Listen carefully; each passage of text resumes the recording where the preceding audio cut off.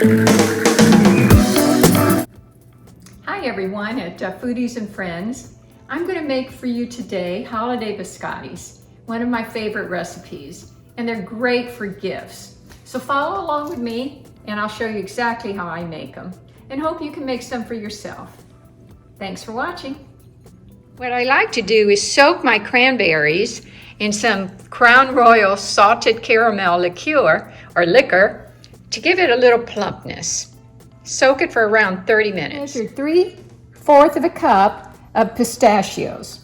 And you have to chop them up a little smaller. I do it a little at a time until I get them a little more finely chopped.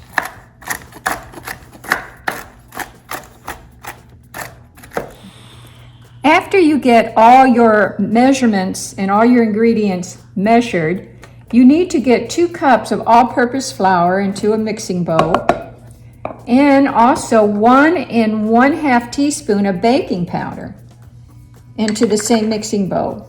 And you want to whisk that so it's all incorporated. Just whisk it around for a little bit and then set this aside. Now, using the electric mixer, you want to cream 1 stick of butter, which has been room temperature, and let that go for a little while. Add 3/4 cup of sugar as the mixer keeps mixing. A 1/4 teaspoon of salt and a teaspoon of lemon zest. And then let that beat on high for a few minutes. Put it back on slow and add 1 egg at a time. Let it beat.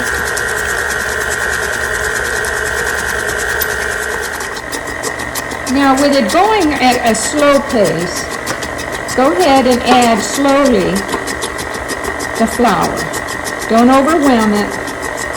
Once you see that it's combined, add some more flour.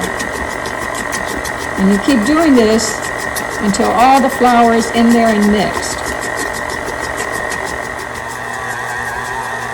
If you look at it now, it's all combined, everything's doing great.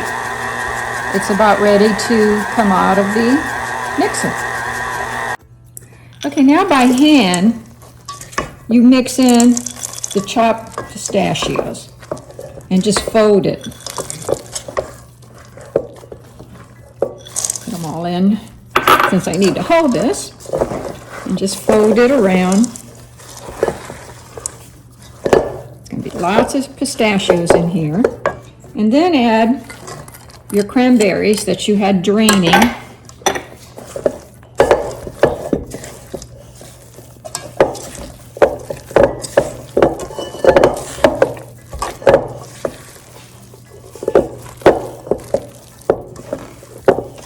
Nice thick batter. Okay, shaped into a log. My gloves I can just throw away. So I'm going to bake it at 350 for 40 minutes. Then I'm going to take it out and let it cool for 30 minutes before I cut it and rebake it. That's why it's a biscotti. It's twice baked. Ready to go in.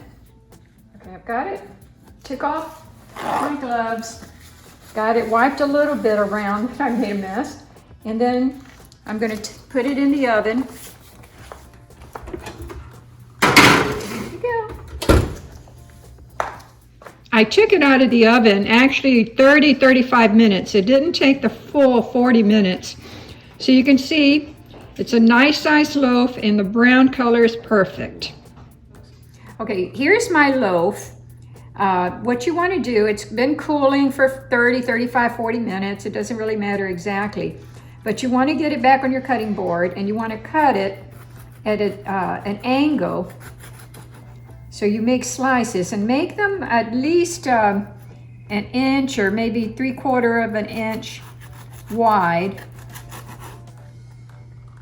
I would say 3/4. Slice them through because we're going to bake them again.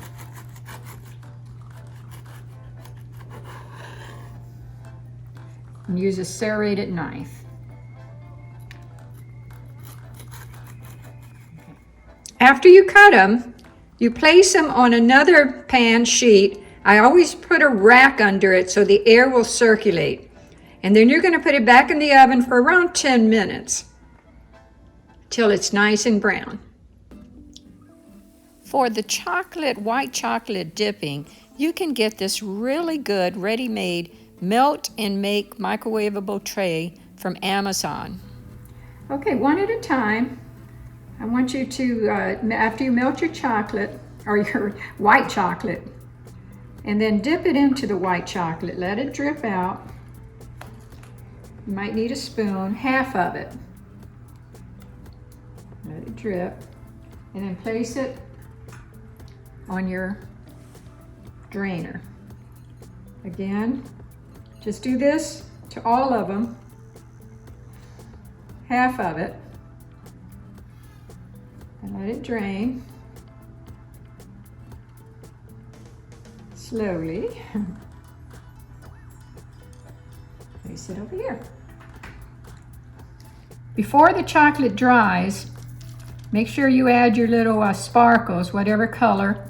I have golden green, and I'm just doing one side. Well, here's the final look of the cookie, or the biscotti. Little decoration on it. And they are delicious. A variation would be cherries and pecans, and you use the same measurement as you would with the other ingredients. These are also delicious.